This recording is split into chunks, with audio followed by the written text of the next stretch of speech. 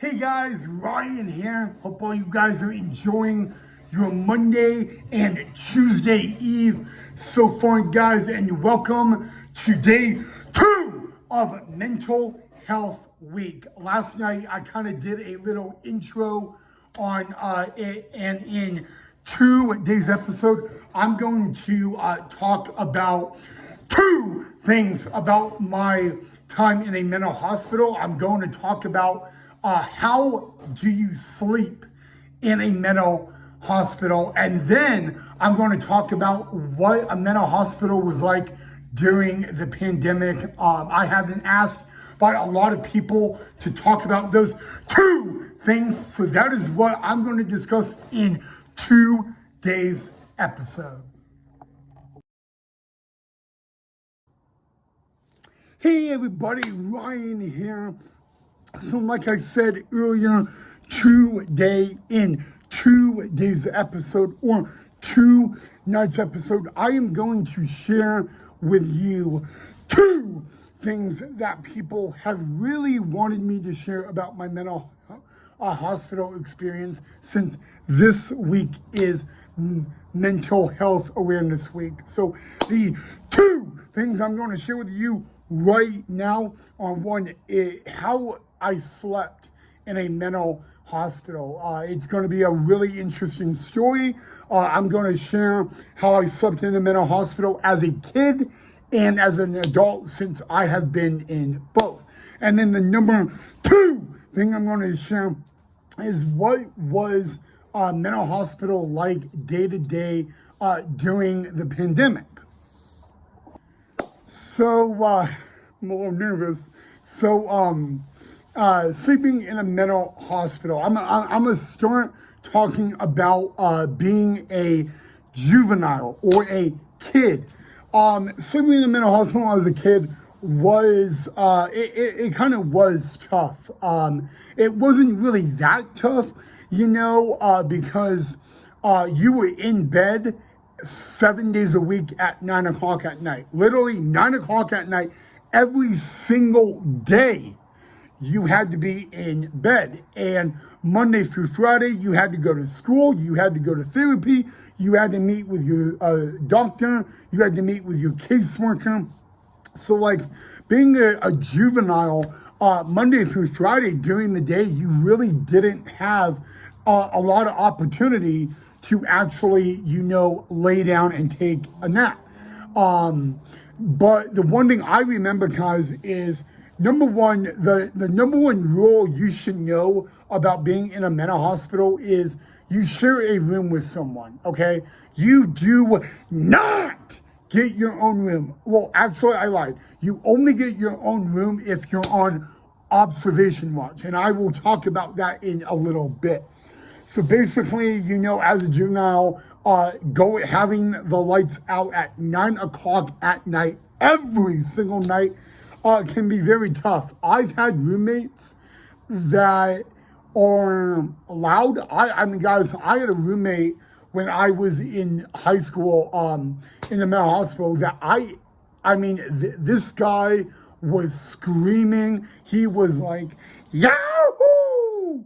Like all night long. And so the really interesting thing, guys, about it is a lot of times when I was a juvenile, I actually had no other choice but to make an adjustment. And the adjustment I made is I would go to bed at 7:30 every single night.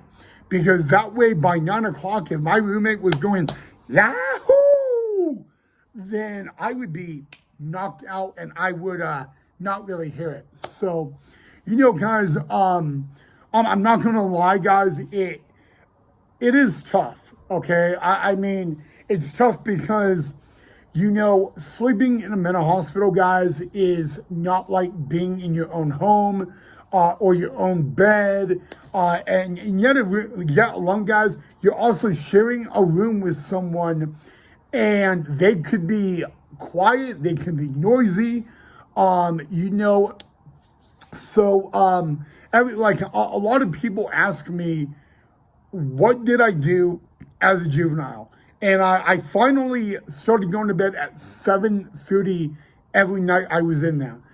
Just because that was literally the best way I was going to get any sleep. All right. So I ended up doing that, guys, and it really worked out pretty well.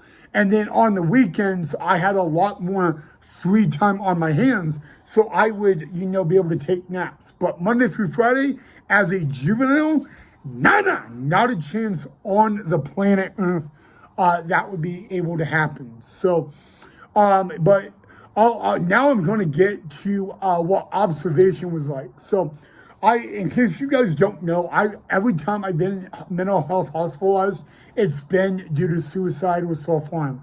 So most of the time when I've actually gotten to the mental hospital, I've ended up being put in observation. Observation room is a room where there is no bed, and there is no bathroom. I mean, all you get is a pillow and a blanket on the floor. Okay, and so being in there, guys, it's a little more tough because you're laying on the floor, which, by the way, is not comfortable by any means necessary. And it literally, guys, like in this room, there are literally no windows for you to look out and all that. So it's really not that fun, like at all. But like, if you are suicidal, if you are self-harming, that is where you're going to be. And you're literally in that room, and you're going to be in that room and stay and sleep in that room until your doctor says that you can go back to your room that you got assigned to. I think the longest time I was in observation was a week. And I mean, it was brutal because it was during the winter, guys, so it got really cold, okay? But I survived, I grinded it out and all that. But I will be honest with you guys, the difference is when you're in observation room, guys, it is a whole lot quieter. I mean, you don't really have to worry about your roommate and all that. But when you're sharing a room, guys, you got to adjust to your roommate. I think the best advice I was ever given by a patient is you'll find out really what type of roommate you're going to get by the first couple of days you're around them, okay? And so, a lot of times, guys, I literally just had to adjust. And, not everybody sleeps well when they're in a mental hospital. Usually, like your first 3 nights are going to be the roughest, So, and I mean, that's usually the same thing for everybody. So, that was my juvenile story on sleep in a mental hospital. Now we're going to talk about how I slept in a mental hospital as an adult. Okay, so as an adult, guys, it is a little bit different because when you're in a mental hospital as an adult, you do not do school. You actually have group, but the thing is, as a juvenile, you are required to go to school. You are required to go to group. As an adult, they can not make you or force you to do that unless you were there under a court order. So being like as an adult, guys, I think one facility I was in as an adult, there were 4 beds to 1 room. So I had 3 other roommates. And I'll be very honest with you guys. When you're an adult, guys, it's a different breed. I mean, like, you don't have an assigned bedtime. I mean, you don't have to go to bed at all if you want. However, the TV goes off at 10 o'clock every single night. So really, like, there were times it would be 10 o'clock at night. I would go back to my room and I would want to go to bed and my roommate is up, or I want to go back to my room and chill and talk and now my roommate's asleep. So the really thing is, guys, is you got to figure it out. I mean, you got to make that adjustment at like big time. You know, the thing about it is, guys, is that there's a lot that goes on, you know, like there's times that they'll wake you up at 1 or 2 o'clock in the morning and they will do it for a blood draw, a physical exam, you know. But the one thing I actually had to do is, besides taking my meds, I really had to try not to take a nap during the day, because if I wanted to sleep well, I need to make sure that like I'm tired to do so. Okay. And so, you know what, guys? I mean, as an adult, guys, there were times that like everybody's different, guys. I mean, I think the worst thing you can ever have as a roommate is when you got a roommate that is like loud, okay? And I mean loud. There were times it's 3 o'clock in the morning and the guy in the very next room is like jumping all over. Guys, I have seen patients jump on their bed.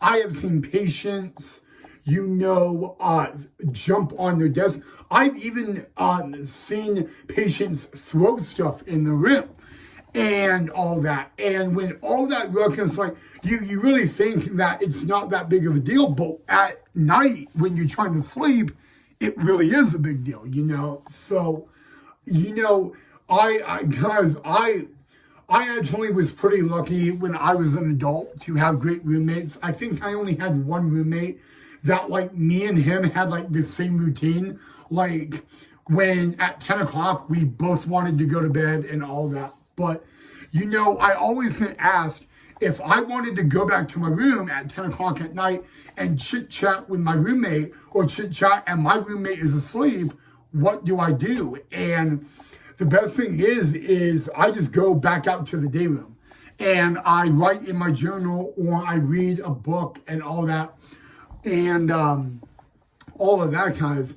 But like when the one facility I was in where I had 3 roommates, guys, that was a nightmare, because that's 3 roommates I have with 1 bathroom, 1 toilet, 1 shower. And I think someone asked me the most about that is like, how was I able to sleep, you know? Well, I'll be very honest with you guys. When you're in the adult unit and all that, most of the patients literally do go to bed once it's 10 o'clock at night, because phones are cut off, TV's off for the night. You know, there really is not much to do. So, but like, I'll be very honest with you guys. Someone even told me, did I ever have a patient, like a roommate, sorry, that snored? And I really did. And usually when I hear someone snore, I cannot sleep, like if my life depended on it. And I was able to make adjustments, but I'll be very honest with you guys. Sleeping in a mental hospital is not easy. It is, in a way, guys, you have to figure out something on how you're going to do it. You have to literally look at the situation you're in, and you got to make that adjustment very quick if you even want to get sleep. Because when you're sleeping during the day, if you wanted to like go and lay down and take a little nap during the day, you got staff coming in your room every 10, 15 minutes because they have to check on you. You know, so really I always say during the day is impossible to sleep. You got people on the hallway talking, people walking up and down. I mean, guys, literally taking a nap during the day is not a bad thing, but it's very difficult. Okay, I mean, for a very long time, guys, I think in 2020 when I was in a facility, it took me about 5 nights just to get a good night's sleep. And I had to figure it out on my own, you know. So, but yeah, guys, you know, and the beds, guys, are not, you know, the beds are not that big. And really think of, like in jail, how the mattresses are on the cot. That's kind of the mattress you get in these facilities.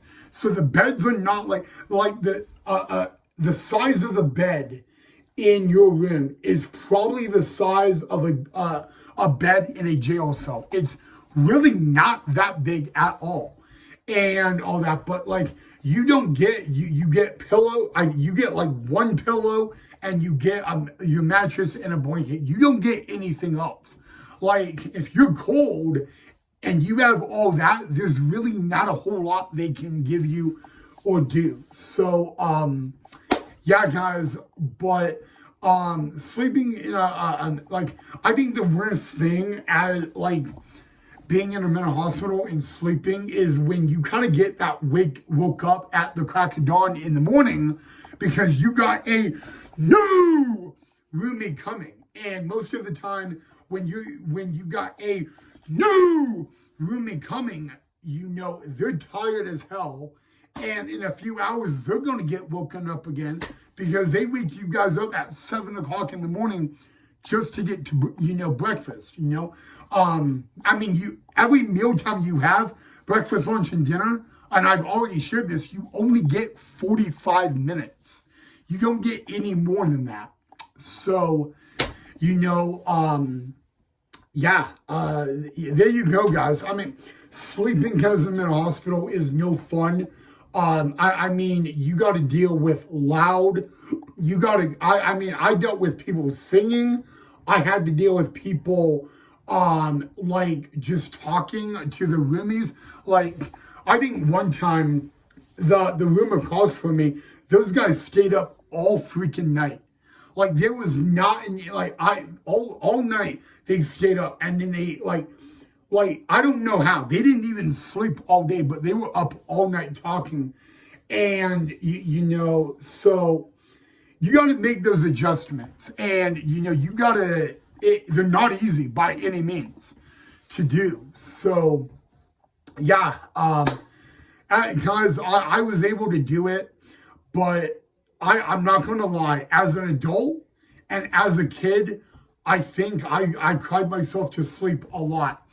And you kind of understand that you're in an environment where you're away from your family. You're in a hospital where you're locked up, and you're on a really big schedule every day. Like, I mean, I get like if my caseworker or doctor wants to meet with me, even as an adult, I can't say no. I don't have that right to say no, And so, guys, it's no fun and all that, but I think after like your first, 3 days, you kind of get the adjustment groove. Hopefully you do. I was around people that could not make that adjustment and they really never got a good night's sleep. So, yeah, there you go on the sleeping in a mental hospital. Now I'm going to talk about what it was like in a mental hospital during the pandemic. Okay, what was it like to be in a mental hospital during the pandemic? And let me just be honest with you guys, before, when I was in a mental hospital, like in high school, like 2013 and 2014, I was giving visitation. So the biggest difference of being in a mental hospital not the pandemic, and then being in a mental hospital during the pandemic was a couple of things. Number one, in the pandemic, you had to wear those face masks everywhere you went. When I was in a mental hospital, you did not wear face masks. They took those away from you and off you. So that was really one big difference. But the number two and the biggest difference of all is there was no visitation. Like there was one time I was, in 2020, I was in a facility in Wyoming. I was out of my state of Idaho. I was in a mental health facility in Wyoming. And I was not allowed any visitation. I was allowed to talk to my mom every day on the phone or via Skype, but visitation was not allowed by anybody.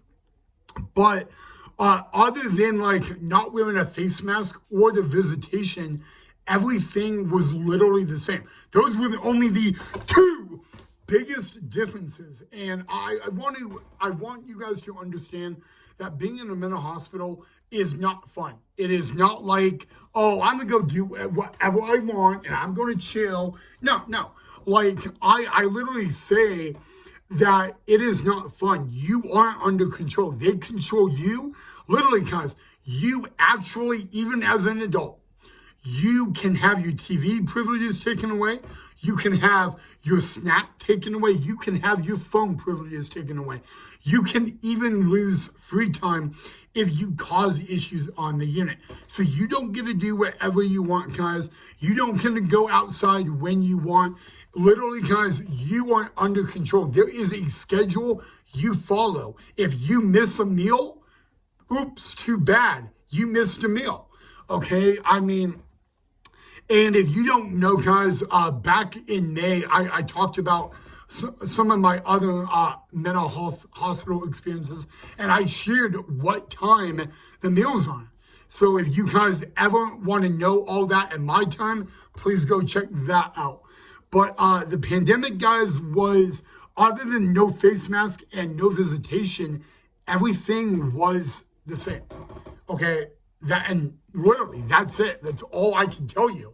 So, but yeah, and being in Wyoming, guys, it was isolated. I mean, it was literally isolated.